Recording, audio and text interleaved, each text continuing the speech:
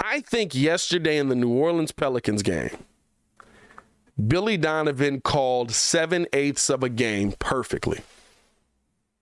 Thought Patrick Williams being on Zion in the first half did a really good job. You switch Patrick Williams on to Brandon Ingram in that first half. He did a really good job there. I think that, Zach LaVine started to get himself going, started to be able to cook. We saw a little bit of Zach TV there. All of a sudden, his shooting night doesn't continue. That's okay. DeMar DeRozan absolutely still being able to keep going.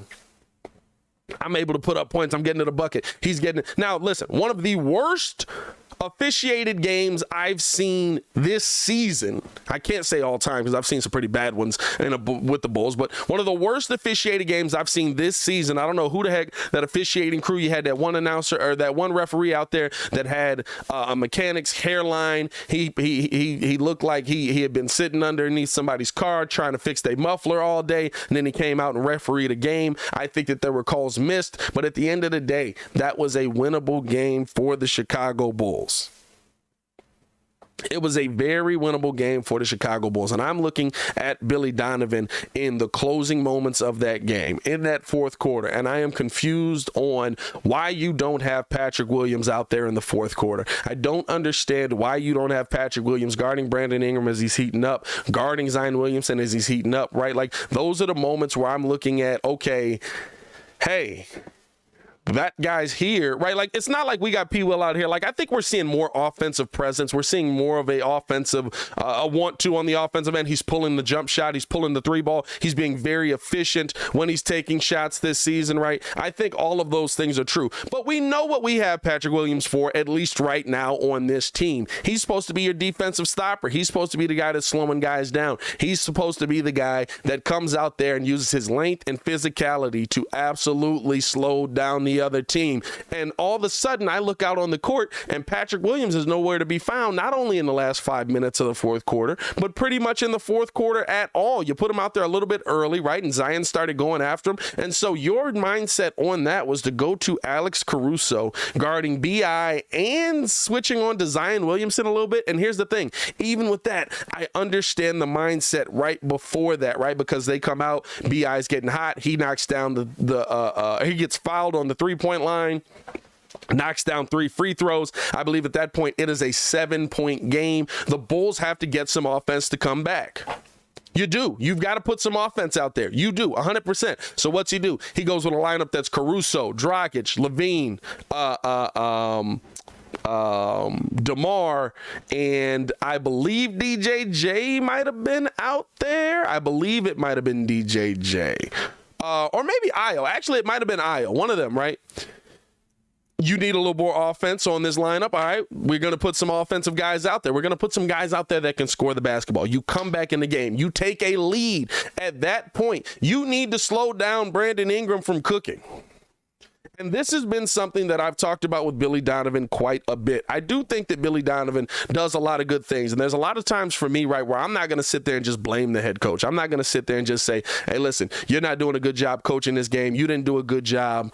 Because, right, like you get in a huddle. And Billy Donovan, you've heard the huddles, right? Billy Donovan is not a coach that's just sitting there in a huddle and telling you everything's fine, everything's okay. He's going to point out the things that you're doing wrong. He's going to point out where you're struggling. He's going to point out the things that you need to improve upon. At that point, I'm looking at the players to make plays. But last night, I do not believe that Billy Donovan put the Chicago Bulls in the best position defensively to win this game. Because even if you have Patrick Williams out there instead of Alex Caruso, and I understand going with the vet in those closing moments over the younger guy, but like even if you have Patrick Williams out there in that situation, he still can give you something offensively. Alex Caruso this season to this point has given you nothing offensively. He's a defensive specialist. He's a guy that can facilitate the ball. He's a guy that's going to be the hustle guy. I love all of that. Again, I think the officiating was poor. They were calling fouls that were phantom fouls. They weren't calling fouls on the other end for the Chicago Bulls. I think that there's been a lot of times, and Billy Donovan spoke to this in his press conference, there's been a lot of times where you're looking out there and DeMar DeRozan is absolutely getting raked across the face and nobody is calling a foul here.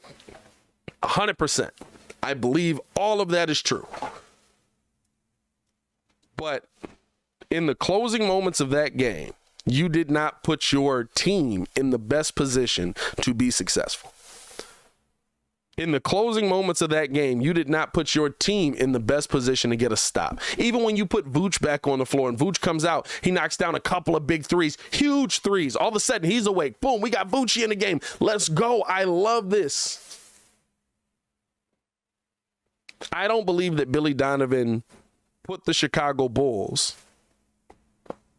in the closing moments of that game in the best position to be successful defensively on the other end. You want to roll with Caruso? I like Caruso. I think Caruso does some really good things defensively. I think that he's a piece that can be out there. Sit somebody else down. I believe we went DJJ in the closing minutes of that game. Sit somebody else down.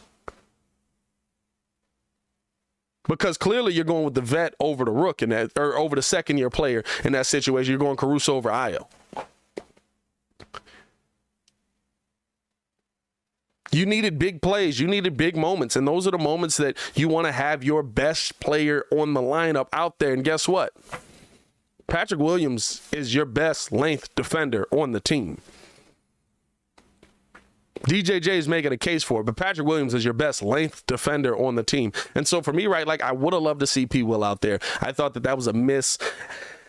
On the player side, right, got to execute better. Bulls were the same way. They played 7/8 of a game really well. The Bulls defensively in the first half did an excellent job guarding the stars. B.I. was baffled. C.J. McCollum essentially wasn't a part of the game. Zion Williamson couldn't figure out how to get through Patrick Williams early. And now you know Zion's going to figure it out. You know that B.I. is going to figure it out, right? Like those are guys that are playmakers. C.J., I don't know what's going on with C.J. C.J. might be a little bit injured. He might be. He looked like he was a little bit off all night last night, but at the end of the day, you knew that those guys were going to, at some point, start scoring the basketball. They were going to figure it out. Zion was going to, I think Zion went into the half with 2 shots. You knew that he was going to finish that game with taking more than 2 shots, right? So that's what I'm looking at and saying, okay, hey, listen, you guys did a great job in the first half of the game. Heck, in the third quarter, I think you had some really good defensive moments that really put you in a good position. And then all of a sudden, right, like in that fourth quarter, you start to see B.I. going and you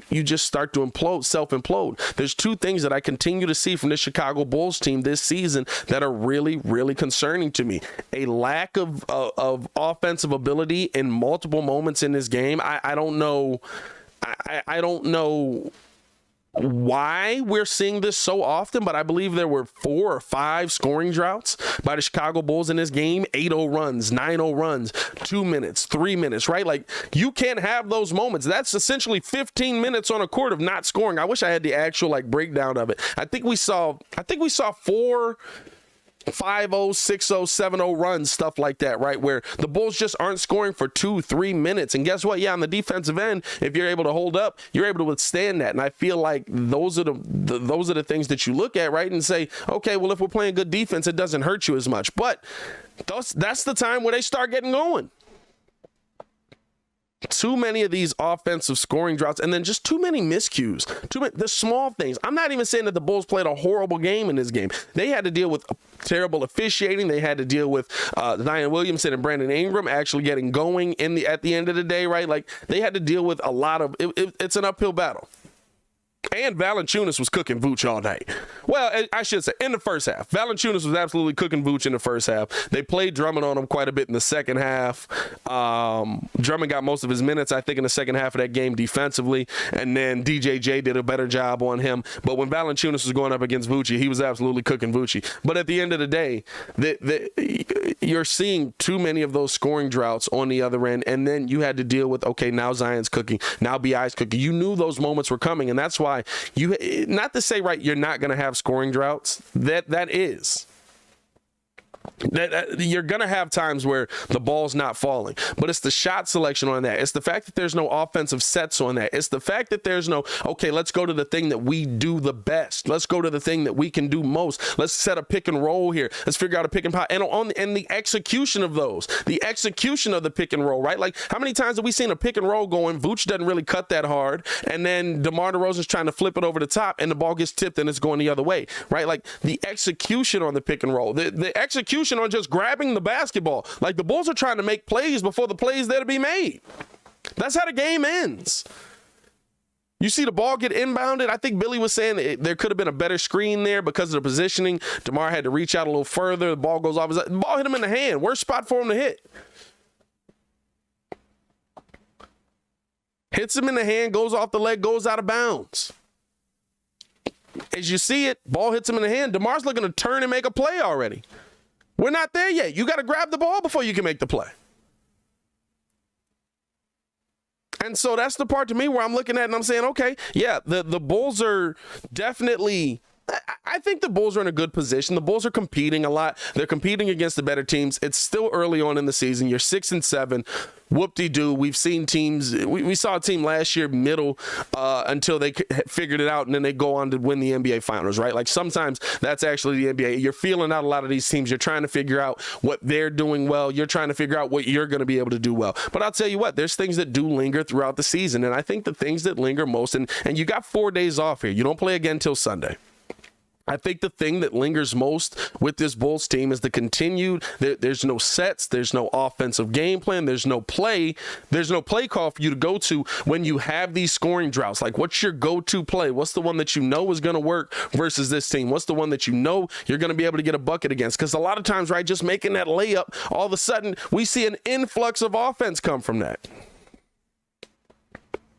We see an influx of offense come from that. So over these next 4 days, that's what I want to see. Let's see that in practice. And I also will say, right, like at the end of the day, they haven't practiced. With the schedule they had, they might have run probably 3 or 4 practices since the season has started. They more than likely haven't done a ton of practice. They're doing shoot-arounds, walkthroughs, different things like that. But their season has been go, go, go, go, go. Now they get a little bit of break. Now you get some days in between, right, where I believe it's 4 days till our next game. We don't play again until Sunday. So you're going to get a little bit of rest. You're going to get a couple of practices in this week. You're going to get a couple of practices in next week, right? Like, I think those are the things that you have to look for. And that's the time where you can work on a lot of the issues that you've seen. That's the time where you can work on a lot of the problems this team has had. So for me, right, like now I want to see a lot of these things get fixed in between this game and the next game. And you got to slow, bro, like the season's been weird, bro. Like let's not trip on it this early in the season. I know there's Bulls fans in here that are like fire Billy Donovan. I know there's Bulls fans in here that like trade Zach LaVine. I know there's Bulls fans in here that the sky is falling because we're 6-7. But at the end of the day, it's very early in the season. Very early in the season. The Dallas Mavericks are losing to the Orlando Magic. The Utah Jazz are at the top of the Western Conference. You know what I mean? Like, there's so many things that are weird to start this season, and I think that it will balance itself out. And I'm not that worried about, okay, is this Bulls team going to be good at the end of the year? I don't think they're going to be a play-in team. I don't think they're going to be one of the worst teams in the Eastern Conference. I think that the Eastern Conference is going to be very close, but I think that the Bulls have been in enough of these moments that they'll start to get on the winning side of a lot of these moments, and that's all that matters. Now, if you have some issues, if you go through some losing droughts, if you go through a couple of losing streaks, right? Like, yeah, then I'm going to be looking and be like, hey, listen, y'all got to get this together. But right now, right, like, not to say it's just early in the season, but I think that now you're going to get an opportunity for Zach LaVine to actually continue to play in games. He's going to be able to build up a little bit more of a rhythm. You haven't been able to do that. I think you're going to get the opportunity for DeMar DeRozan to get a little bit more rest, Nikola Vucevic to get a little bit more rest. As the team is getting healthier, Andre Drummond's going to be able to work himself back in. Andre Drummond really had a poor game his first game back. He struggled mightily, but, first game back. So I think there was a lot of factors going against the Bulls, especially, and when you add officiating on top of that, it's not going to make things easier. But at the end of the day, I'm still not worried about this Bulls team just yet. I'm still looking at, are there things that I want to see them fix? Yeah, but I'm not sitting here and saying you guys are going to be the worst team in the Western Conference. Or in the Eastern Conference, I should say. You know what I mean? Like, I think that this team has improved. I mean, the fact that we're competing with these top teams, that we're beating these top teams. We're in games with the Boston Celtics. We're competing in these games, right, with the New Orleans Pelicans, who are a good team. I don't care what nobody says. The New Orleans Pelicans are a good team. We've been competitive in just about every game this season outside of that Cleveland game. We fought through. And, yeah, at the beginning of the season, sometimes those are the games you lose, right, because it's your first time seeing them. You haven't figured it out. You're trying to figure it out, whatever it is, right? Now you got to figure out how to get the job done, how to close the deal, how to seal the deal. And I think that that's what's going to be the rest of the season. Because remember last year, we weren't even competitive in these games. We were getting our butts kicked, getting our butts handed to us every game. We're not seeing that this season. So I think that there's some good signs for the Chicago Bulls going through this season, man. I'm going to get up out of here, though. I appreciate you guys for tuning in and rocking with us for another episode of The Daily Show. Let me know how you guys feel in the comments below as well. I'll be down there talking with you guys, and we'll have some content posted on the channel today. No Bulls live calls, so we'll definitely have some content posted on the channel today because I will be able to actually relax. As always, man, it's your boy, Pat the Designer, back at it again. We will be live to finish out the week tomorrow, Friday. And then just a heads up, guys, my start date to go back to work is on the 21st of November. So I'll be back at work on the 21st. So the show will probably be pre-recorded from that point on. If I get days where I can't go live, I will go live. But for the most part, it'll probably be a pre-recorded show. So if you see me kind of not interacting with the chat, it's because like I didn't record it with the chat. But I will be in the chat more than likely talking with you guys. So I appreciate you guys for showing love and sticking with us on this journey, man. As always, man, it's your boy, Pat the Designer, back at it again. To continue watching our Chicago sports content, click the links on the screen and check the links in the description below. Y'all stay safe out there, Chicago, and enjoy this great fall weather, man. Peace.